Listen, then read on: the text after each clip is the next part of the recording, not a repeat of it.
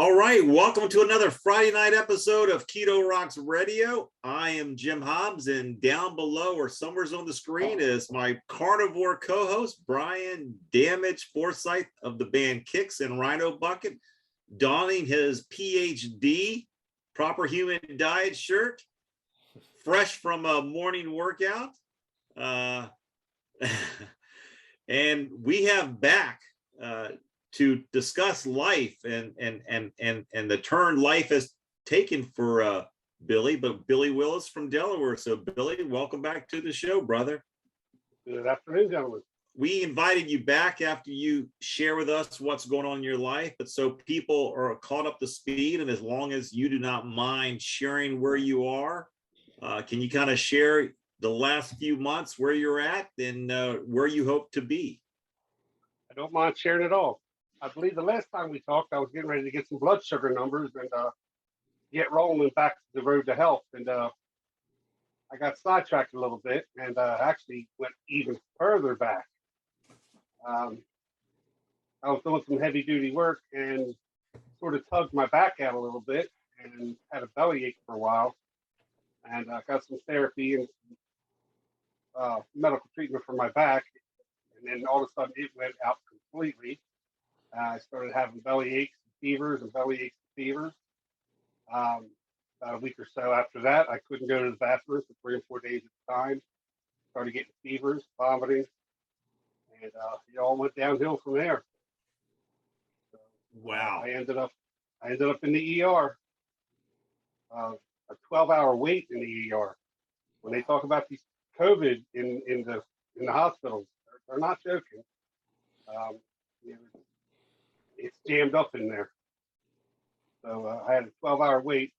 Fortunately, they did assess me, and I didn't have to wait back out in the waiting room. They did put me in a hallway in a wheelchair and then on a gurney for about 10 hours before they moved me upstairs and admitted me. What had happened was I pulled my back out and I gave myself a pretty nasty hernia called an incarcerated cluster. It's a circle right about there of several pieces of my bowel that perforated through the abdominal wall and got caught and pinched up in there and formed a blockage. So all the while this is happening, I'm just pushing through. I don't want to go to the hospital. And my blood sugars are going crazy. My food's not digested. It's just everything that I was trying to work for to get my blood sugars right, to get my weight to come down, everything was going the opposite direction in a hurry. So it got discouraging. It making me mad. You know, I'm just going to eat the peanut butter and jelly. You know what I mean? I'm not going to lose weight anyway, so why not enjoy it?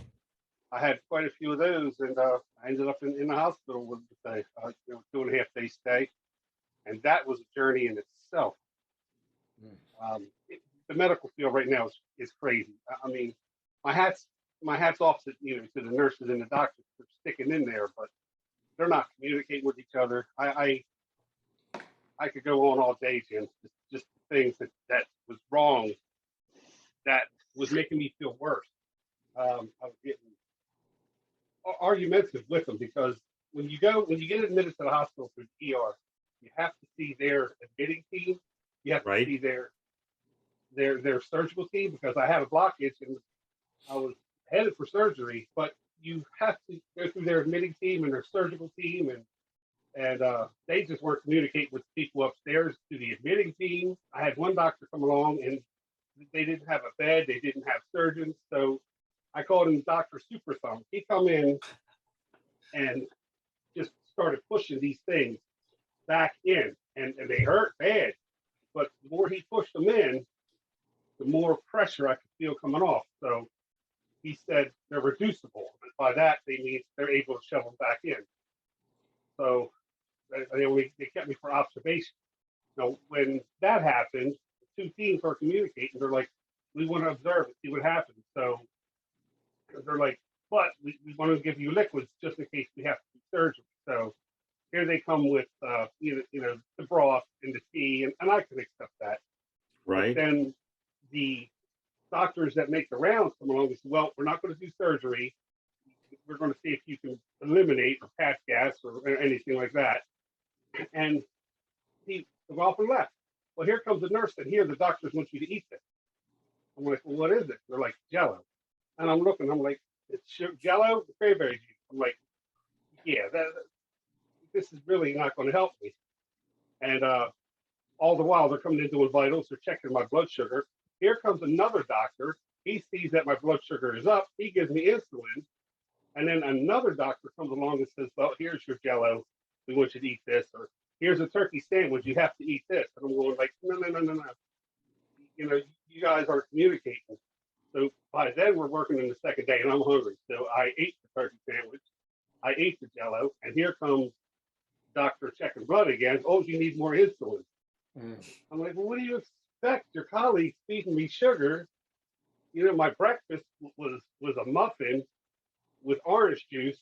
You know what I mean? It's like, what do you think my blood sugar is going to do? Yeah, do they not understand the correlation between those foods and spiking your insulin?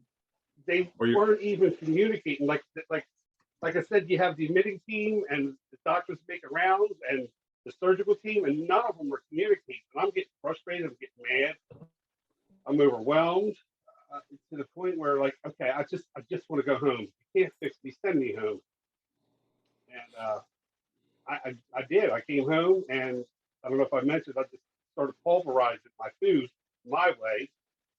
And by then, like, my blood sugars still have given me a hard time coming down because everything, I guess, is not passing. I'm bloated. I'm very distended, if you can see. It's uncomfortable, and they can't do surgery until May 16th. So wow. I have to adjust I have to adjust myself. And that, they put me on a priority list because of previous events, they said. But why is the delay? Billy, why is the delay in surgery? I mean, most people who I know are having, especially have a hernia that's sticking out that much, protruding, and they usually do emergency surgery right then and there and put that mesh in to repair the abdominal wall.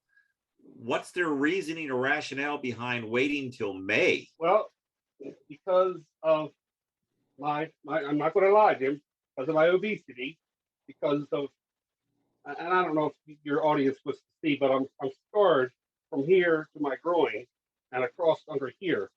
I'll send you pictures. But with all that scar tissue and the obesity, the doctors, conventional way the doctors do the surgery would have a high failure rate with me. So right now I'm cracking back on trying to get as much weight off as quickly as I can. I'm pretty much straight carnivore now. Now is your bowel movements regular now? I mean, is the destruction been, so you're still having problems? Yeah, it's if I eat anything bulky, and I'll get back more to that in a second. But they can't do the surgery conventionally. So what they're going to do, and they sent me to this wonderful doctor. You're going to like this guy too. He's going to do it robotically. He sits in this little pod thing. It looks like something out of Star Wars. It covers his face. He has foot pedals. He has controllers on his fingers, and he's got joysticks. And it's robotic assisted hernia surgery. He is not even touching me, and it's so precise. He's going to have 6 or 8 little small holes. Got a camera. It's 3 dimensions, and he said it's so magnified. It's like he has his hands down in there, and he can precisely get all that out of there, and it's a much higher success rate than the conventional surgery. So, and he was like, look, and he pulled no punches. He's like, wow, look at that though. I'm like, thanks, doc. It took me a while to get it, you know? But he was like, look, no sugar, no starch, no gluten, no wheat, no fibers, no, you know, he was just like, and I was, you know, telling him about, you know, this lifestyle, and he's like, I'm all for it. He said, absolutely none of that. The more weight I lose, the happier he'll be, and the better my blood sugars are going to get. So I really wish this guy was my primary care physician, because he's just, he tells it like it is, but he's open-minded about all this carnivore stuff. Well, if he's pro carnivore and pro keto, and he wants you to eliminate the starches and the sugar, I would hold on to that doctor. Yeah. He's a. Or maybe ask him if he knows another doctor that approaches it the same way. Yeah, and it was my gastroenterologist that turned me on to him. That when I called him while I was still in the hospital and told him what was going on with my bowel, and he said, well, he was worried about strangulation. I guess there's several different kinds. There's strangulation, which is cut off. Then there's incarcerated, where it's caught like a zipper. And then there's like the baseball kind, where you just, one big one you push back in. But he got me in touch with this doctor. So it's like, I got lucky both ways, because some of my other doctors they're not hearing it. So what's the order of, so what has to happen first, Billy? So you have to drop the weight first? Is that goal number one? Goal number one is to get the blood sugars down. Okay. Goal number two is to get the weight down. Okay. And more the better. But I mean, he's very confident, but he said it's got to continue after the surgery, or it's going to have maybe a 5-year span, and he'll be back in there with more scar tissue. And I got to stop picking up truck accidents and stuff too.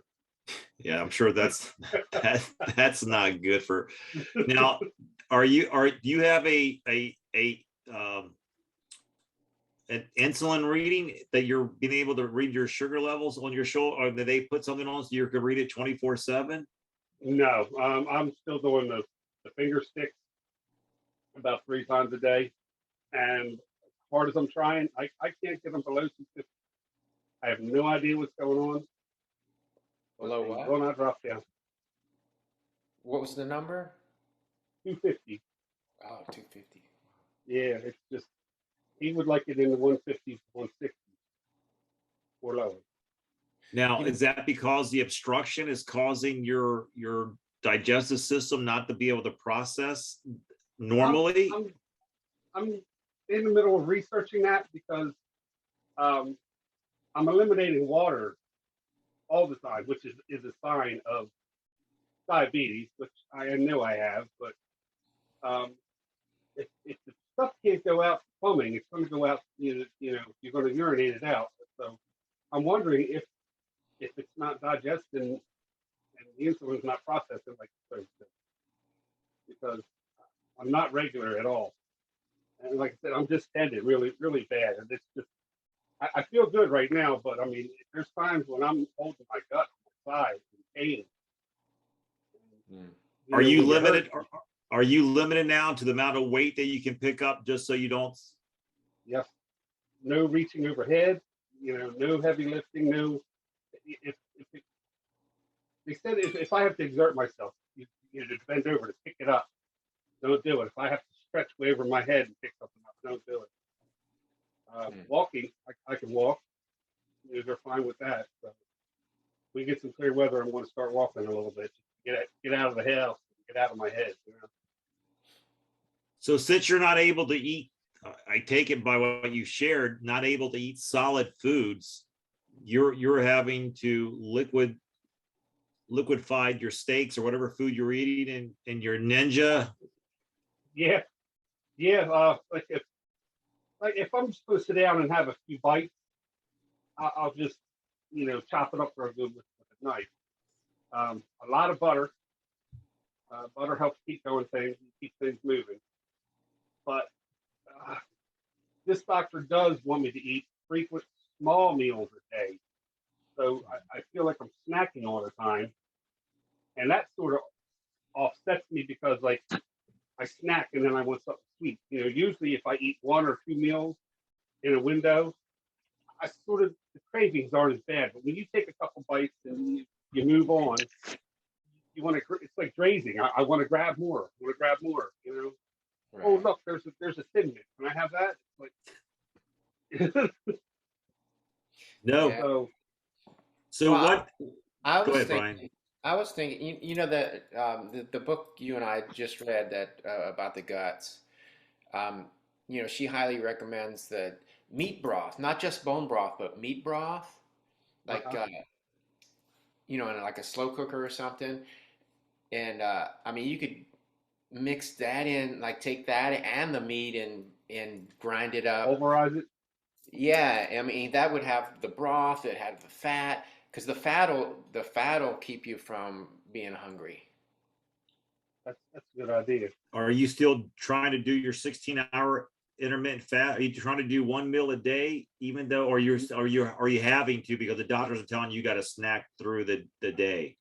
I'm afraid to eat one meal because a couple weeks ago, I ate a good sizable meal, and I was good for about 6 hours, and then it's like a train stop, and then it slows down, and then it's nothing but cramps, pain for like the rest of the day until that little bit at a time comes out.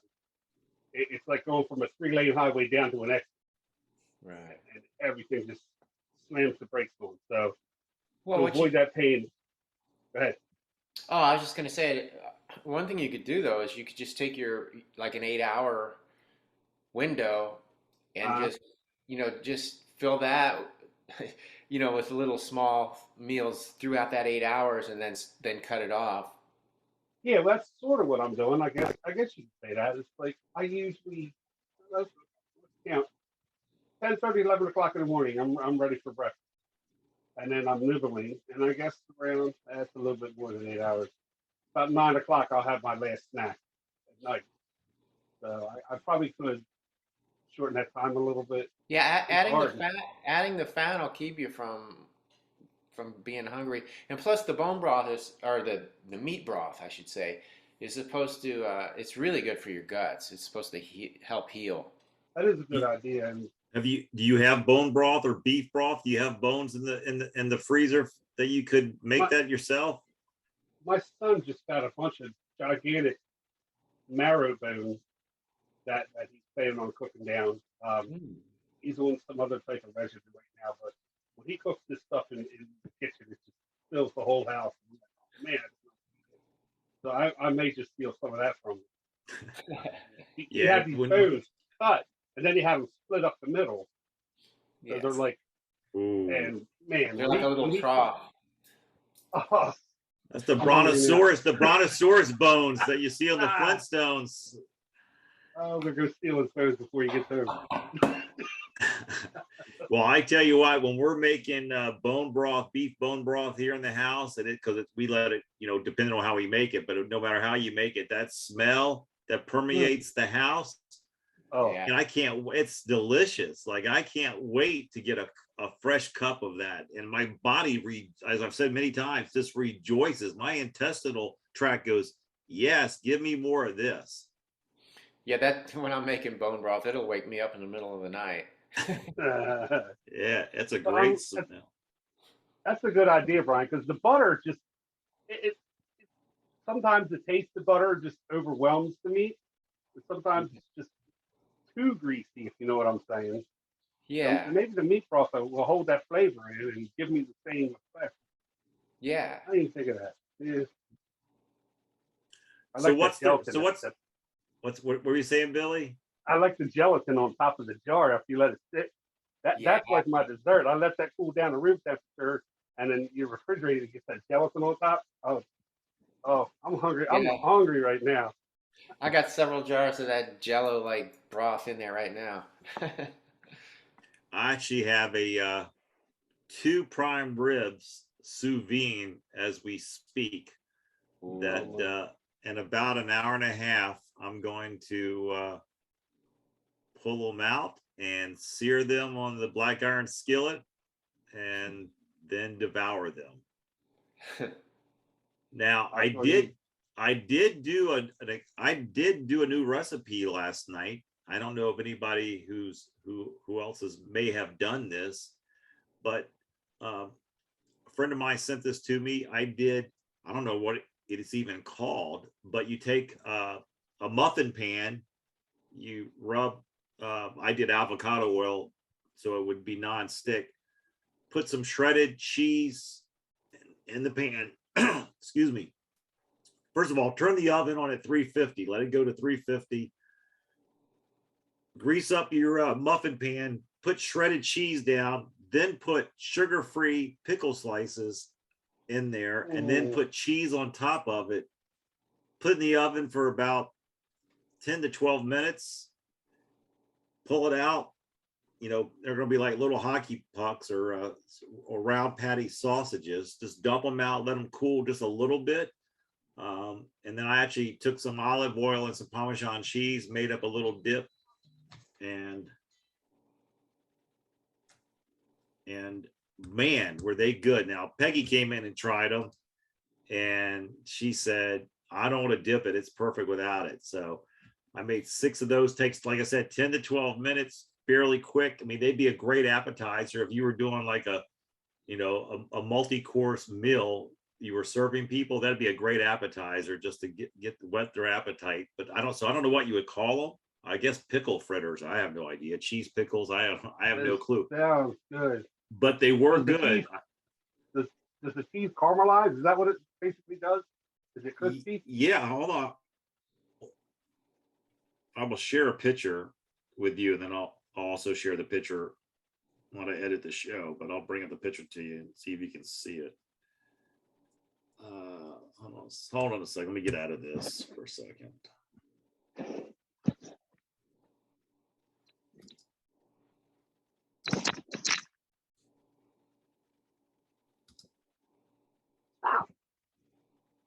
Can you see that? Let's see. Well, that's worse than before. Hold on a second. I think the picture went away. There we go. There we go. So that's them. Let me see. So there they are. Oh yeah. So I did that, dumped them out, and you can see the pickle. But man, they're good. I call that a fritter. Yeah. So all it was cheese and a no sugar pickle that I get from Nutrition. So yeah. Very nice. Yeah, let me go back to there we go, back in the kitchen. So yeah, so that was a different recipe that I made last night that actually Peggy and I both like. So, but today it is prime rib.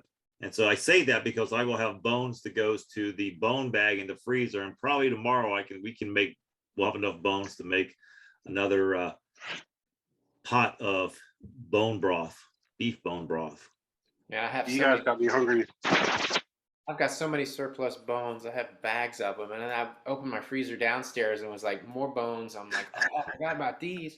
I got enough bones for like probably 3 or 4 different batches. So Billy, what's the recovery time? Because you still got your back issue. You still got to be able to do stuff to strengthen your back muscles and your back.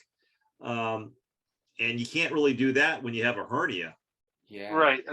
It's a lot of stretching exercises, just some rubber bands, just some mild stretching, and it helps keep the back moving. There's other things I forgot to tell you. While they were doing the MRI of the back, they saw a shaded area around the bones, and one doctor thinks it's some form of infection. Her colleague thinks it's just degenerating tissue, and there's nothing to worry about. So we're waiting on more blood results to see what that is. If that is all clear, like the one doctor thinks, then they're going to do some injections to stop that nerve from getting blocked and caught up and everything. So I can recover from this. And then on the MRI was a cyst on my left kidney. So my family doctor's like, well, that might be something we need to look at. But they did an ultrasound of it, and they're not concerned. But I'm like, it's just when this stuff is rattling around in your brain and you're home all day by yourself. I'm on Google. I'm worrying. What if it's this? And I'm on Google checking for that, and it turns into a mind game, and that will trigger you to stress eat. It's an emotional roller coaster. So I try to fill my days with as much stuff non-related to it as I can. But man, if I see younger guys out there not doing it like they're supposed to, I'm going to start telling them, look, this is the picture of your future. it's you gotta stop. Well, I mean, that goes for all of us. I mean, I just know from personal experience, I think we probably all three have experienced when your back goes out, you're out. It's there's that is the foundation of your body to be able to able to lift stuff, move, walk, perform, whatever.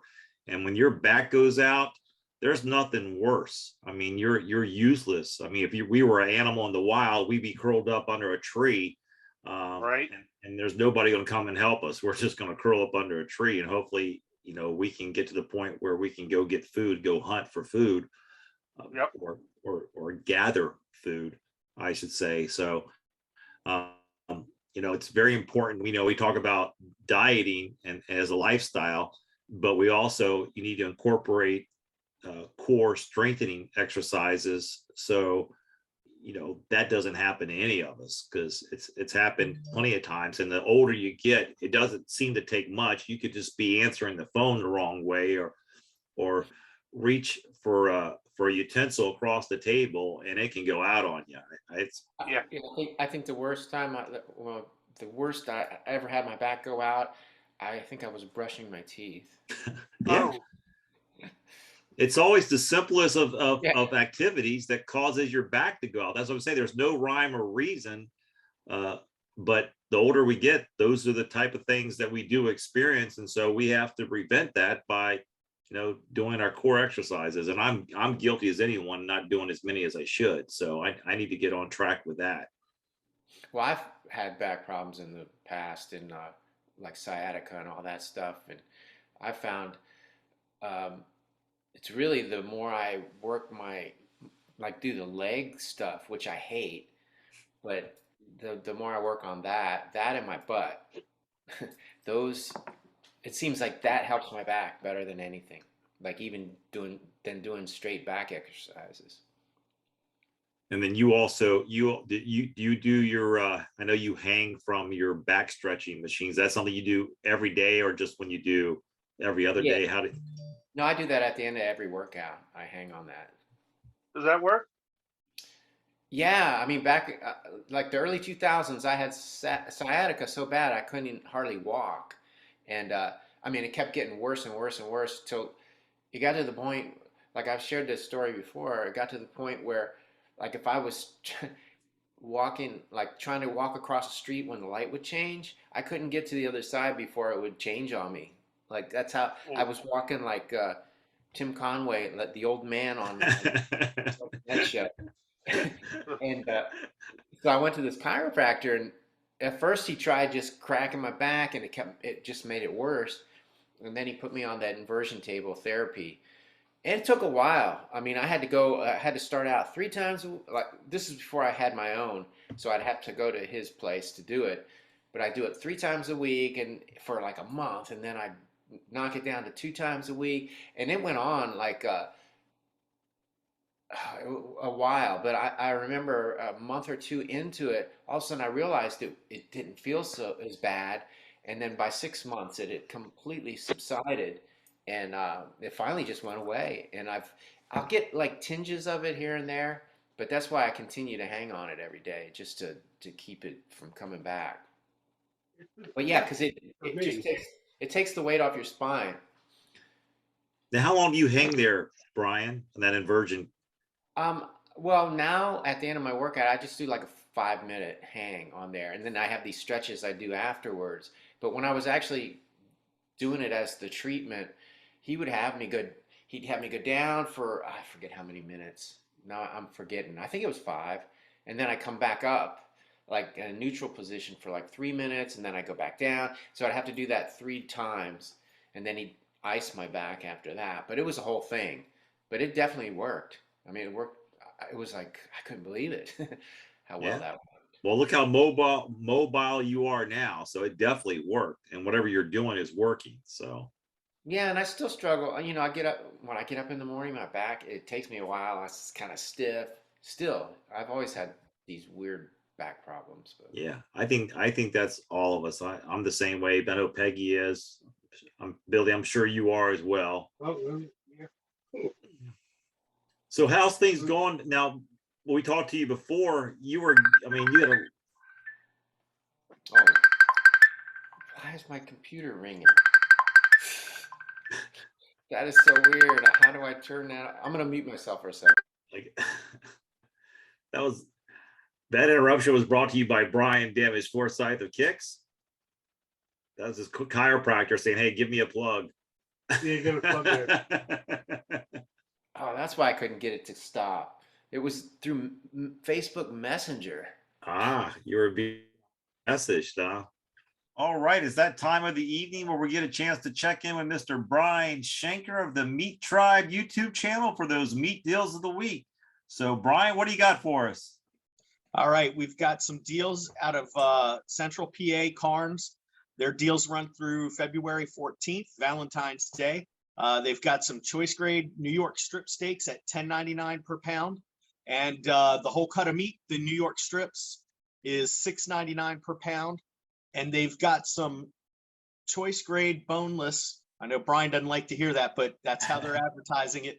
Boneless center cut beef briskets for $8.99 per pound. I know Kroger had it on sale for $2.99. Yeah, last week. So it's still under $10 per pound. So I'm considering it a deal. Okay.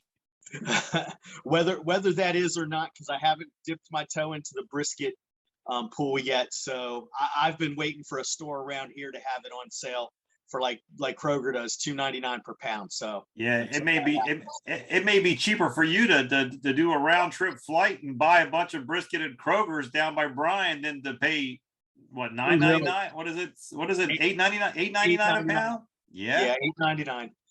All right. Yeah. So I think at my local Sam's Club, brisket was typically around $5.50 per pound, but I haven't been there in a while, so I'll have to check on that.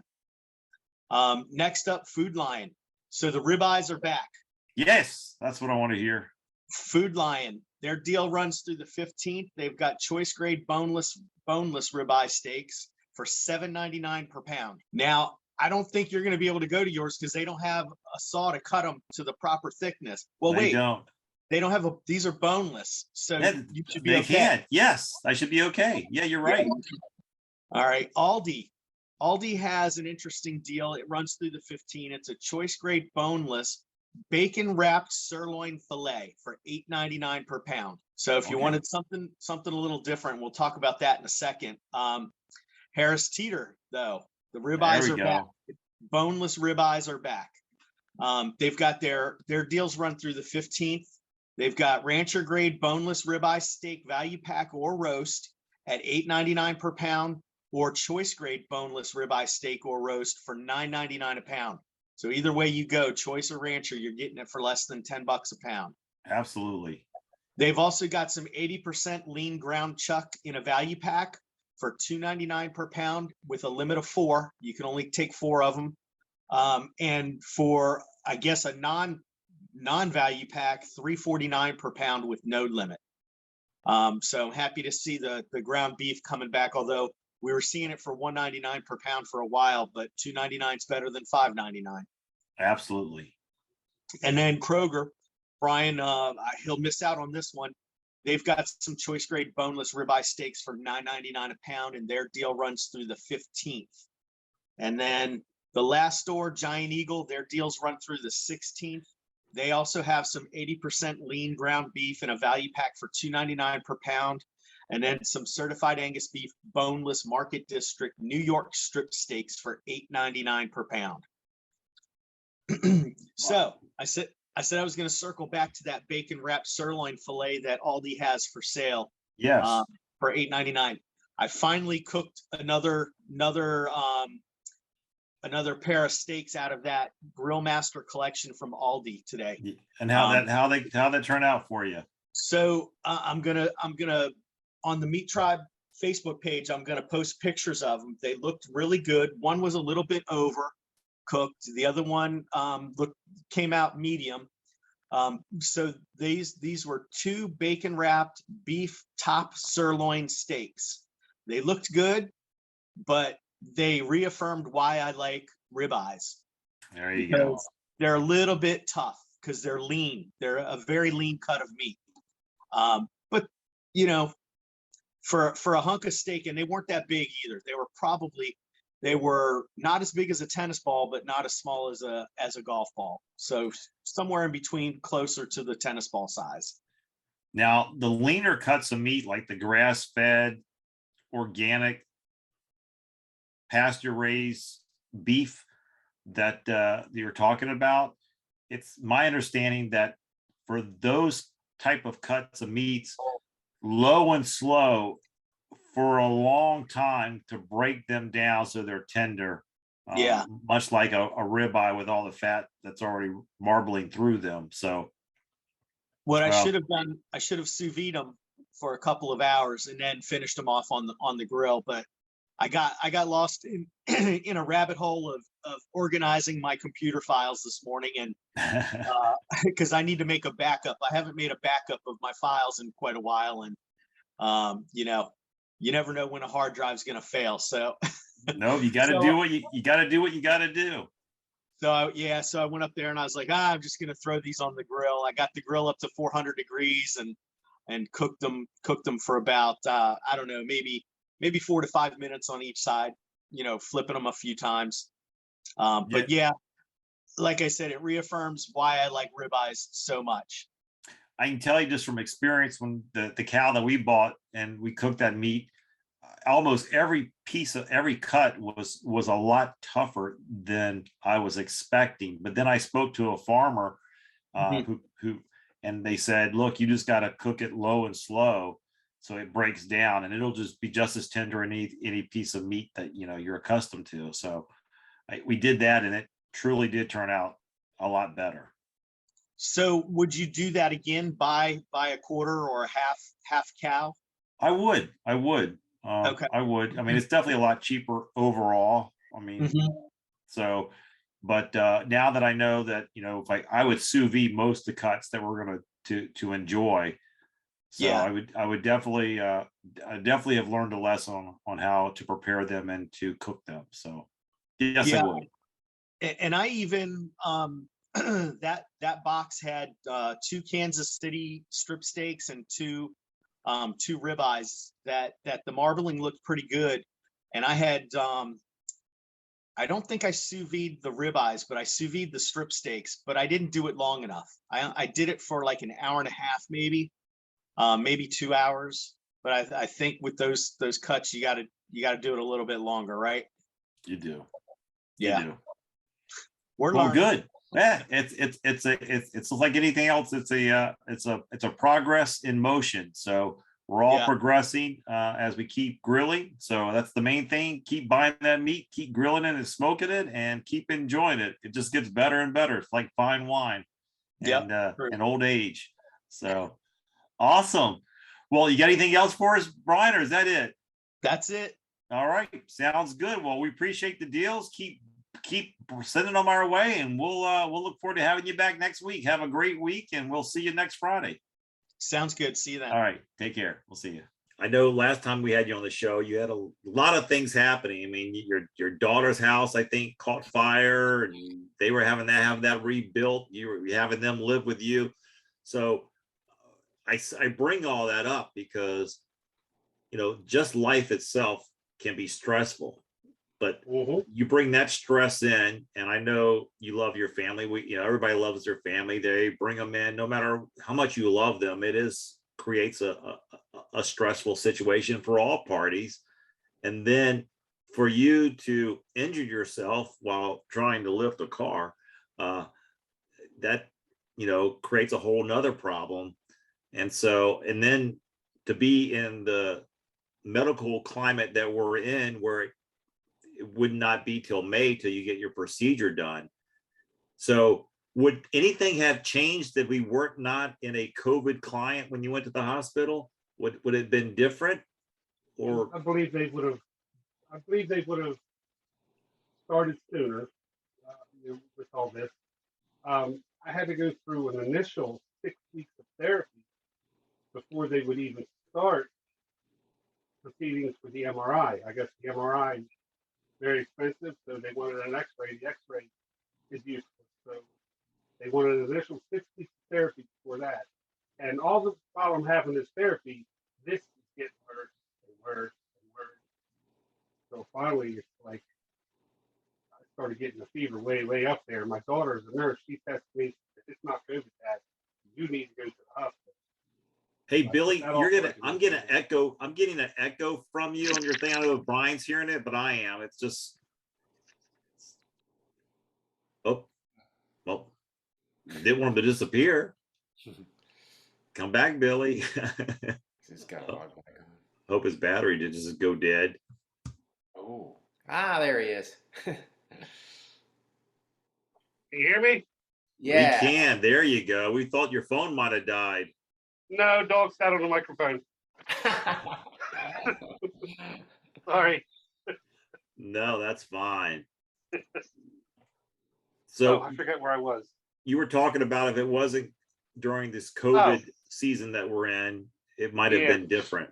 It would have. I think they would have moved a lot sooner on the back, which they would have found the gut sooner than when me getting sick from it. Because once they did the MRI, all this stuff showed up. Like, so had it not been for the COVID, I think they would have started this sooner, and they'd have known something back around Thanksgiving. Wow. Which is when we last talked, I believe. It was around there. How's your pain level on a scale of 1 to 10? Like, where's your pain level right now? Right now, sitting here talking to you, maybe 4. It's not that bad. If I overeat, it'll go up. If I stretch or do too much, it'll go up. When I went to the hospital, it was a 10. What are the doctors saying the reason why they believe that your sugar levels or your insulin levels cannot get below 250? What's their... And they make me angry, you're probably not eating right. You probably had a few little Debbies last night. Oh, that pizza adds up. And they look at me where I am instead of where I was, and I get mad at them. And I want to get rid of all my doctors and just do my own thing sometimes. But they haven't looked far enough into it to know other than what they see on the outside of it. In all honesty, that's what they're saying. They're thinking I'm eating wrong. Well, it's still amazing to me that the protocol for just not your doctors, but for most physicians is they never asked you what your diet is. Like, what is your diet? What are you eating? Have you changed what you're eating lately? Right. And because that would at least give them an idea of why your sugar levels or your insulin levels and why you're doing the roller coaster up and down, or why it's so high. Because as Brian said, it's the food that we eat that controls those levels. And so why wouldn't you go straight to the source to find out, what are you feeding? What's your foundation? What are you putting in your body that could be helping you to be healthier or helping you to be sicker? So, but it's always seems to be the go-to, just like we were talking to, while we talked to Rick Parks tonight, it's to go to a drug. It's not to find out the reason why. It's to put a Band-Aid on it and to cover it up. So you need to keep going there for your Band-Aid so you don't bleed out, using that as an analogy. When the reality of it is, well, let's find out why I'm bleeding. Yep. They gave me a medicine that was supposed to cure all for the sugar, and it gave me a blazing kidney and urinary tract infection. Wow. I was like, what good is this? This is even worse. So I dropped that one real quick. During the day, so, just walk us through a normal day for you, Billy. Like, what do you, when you get up, I mean, how are you feeling in the morning? And, do you start off with, what do you start off your first meal of the day? What is usually that? It's usually iced coffee or tea. A burger patty, sausage patty, bacon, eggs, cheese, something of that nature. And then I'll have a mid-afternoon snack of the same thing.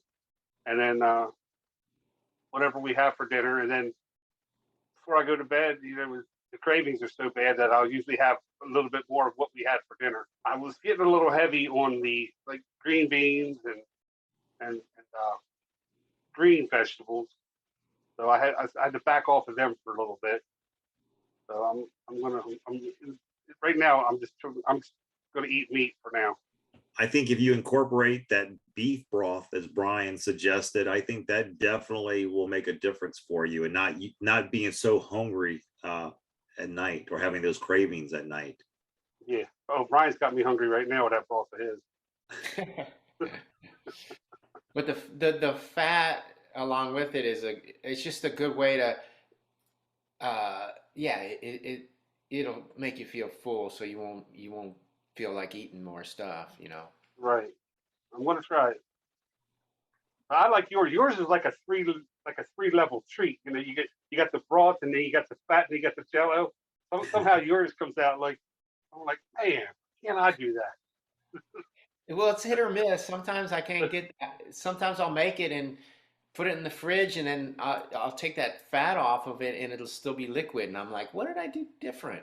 Like, it's always different. But I noticed if I use joint bones, you know, like neck bones, or because I've been buying like cow knuckle bones and all that, the bones that have the connective tissue in it, that'll give you the collagen and stuff in them. Yeah. Yep. But neck bones are the best, I think. Well, Billy, give us your goal. Where do you see yourself in 24 months from now? Like, what do you see yourself doing? I want to hear the life you're going to be living 24 months from now. 24 months? Yeah, 2 years from now. 2 years from now, I would like to be 200 pounds or below. I'd be happy with 200, 220, you know. I would like to be able to run. I used to run, and I used to bicycle a lot. So if I could run the high school track down the road here one time, or if I could take a bike ride 10, 15 miles, I would be happy with that, you know. Tie my shoes without losing my breath, getting dizzy. You know, that would be my goal. How about playing pickleball? That looks like the world's most funnest game, and like nobody's taking it serious. They're just having a good time. It's for people my age, I think that should be a pretty popular sport, really, because it's not too damaging, and it's a little bit, you know. Yeah, I mean, it's supposed to be America's fastest growing sport, and I'll be glad when the temperatures warm up so I can resume playing. But I got some friends up in New Jersey, and they play it every day. I mean, they're just hooked on it. So there's got to be places to play up in Delaware. Oh, we're starting I'm a half a mile from the Del Memorial Bridge going into Jersey. And there's right outside of Pennsylvania, there's wineries everywhere. And to me, that would be like the perfect game for these people to go have their wine and play some of these games. And so you're going to play drunk pickleballs. That's how you do it in Delaware, huh? Not so much me anymore. No, I like making fun of them people. No, I've been there. But that just seems to be like, you know, the activity for the 55s and up. You know, they're going to the wineries. They're playing what's it? Cornhole. Yeah, they're playing cornhole. They're drinking wine. There's food trucks. Now, I will go to some of them food trucks are amazing. So, I mean, that seems to be the thing, and I don't understand why your pickleball should be catching on to some place. Well, I can see you driving a food truck, creating your own company, selling Billy's brisket. That's got a great ring to it. That'd be a lot damaging to my body, probably. Well, you would listen. I mean, if lifting a 12-pound brisket is much easier on your back than lifting a car or a rear end or a tranny or an engine. So you're much better off lifting a 12-pound brisket. My days of that stuff are over. No more lifting automobile parts or cars, huh? No, nothing, no transmissions, no rear axles, no. If I have to grunt, it's not getting picked up. Well, let's change gears. Let's change gears a little bit since this is a Friday night, and Brian, you guys are out selling the seas on the Monster of Rock cruise. So how long is the cruise? The people who are attending, I know you got a lot of people aboard the boat, but what's the itinerary? Do you know? Oh, it's well, it's a week long. We leave. Well, We've left. Yeah, it's Wednesday to. What do we get back on a Monday? I think Wednesday to the following Monday. So we get back on Valentine's Day. But I'm doing the Rhino Bucket, the pre-party with Rhino Bucket the night before the cruise takes off. Well, actually, I've already done that when it's there. But yeah, and then Rhino Bucket plays an additional show on the boat, and then Kix does 2 shows on the boat. And there's other things involved too. There, they have different jam things going on, and I had actually signed up for one of them, and I had to back out because it turned out that it was smack like right up against. It went from, what was it? I forget, but anyway, right where it ended is where the Kix show starts in somewhere else on the ship, and it's like there's no way I can do both those. So I had to bow out of the jam thing, which was a bummer. I was going to do the Cheap Trick song "Big Eyes." Which Ooh, nice. Yeah, that'd have been cool. Very nice. Yeah, but yeah, Now those scheduling things always come up like that at some point. Now, do they still do like their cooking competition? They did last year, but they're not. I haven't seen it yet this year. I haven't heard anything about it, so I don't know if it's happening this year. Or maybe I don't know. I don't know if COVID is affecting different things, or I'm not sure. If maybe they're not allowed to do it, or I'm not sure. Have you ever been on the Monster Rock cruise before, Billy? No, sir. It's on my bucket list. Well, there you go. 24 months. Put that on your list. Yeah. I'm definitely going to try to make the retreat this year. That's Awesome. that's on my list. Well, we love ears open for that one. Well, we'd love to have you. Maybe who knows what we're going to have for this year's Keto Rocks retreat. Maybe we'll have a pickleball tournament. There we go. Anyway, well, listen, we wish you the best. Do you have any questions for Billy, Brian? Let me think. No, I mean, I think you've covered everything. I mean, it's amazing though when you tell your story about the being in the hospital and how disconnected everybody is from everybody else, and it's bad. It really is. Yeah, it's really bad. Yeah, it's like what's going on because, right, like you said, one person brings you one thing to eat, and then the doctor comes in and I'm getting a signal that my connection was unstable. Yeah, and then the doctor comes in and wonders why your blood sugar's up because the nurse just gave you the Jello. Yeah. It's crazy, and I wonder if they actually understand that, or if they're just not paying attention. But I know how it is with like hospitals. They have the food that they have there. It's like, and they're so like it's like. I was making the analogy the other day. Doctors are like program directors that are not even program directors. They're like the DJ on the radio station. They're being told what to do, and they can't go outside of those parameters. And it's the same with all the medical institutions, the hospitals and all that. All the food that's what they get. And it's like, even though it's completely wrong, it's frustrating and aggravating to have to witness the people that you love who have to go through that process when from experience, giving you a turkey sandwich probably on white bread and Jello made with corn syrup or sugar what it's going to do for you. And yet that's the place you're going to get well. And yet that's the place that's actually poisoning you and preventing you from getting well. And it's, I don't know how we overcome that. I mean, I agree with Brian. I think it's all based on profit. And, you know, from the point of insurance companies making you got to go through physical therapy before they'll do this step, when the reality of it is you can't do physical therapy because of you got a hernia and a back problem. So what physical therapy are you going to do? It's like, I can understand your frustration, Billy. It's like taking advice from an insane person.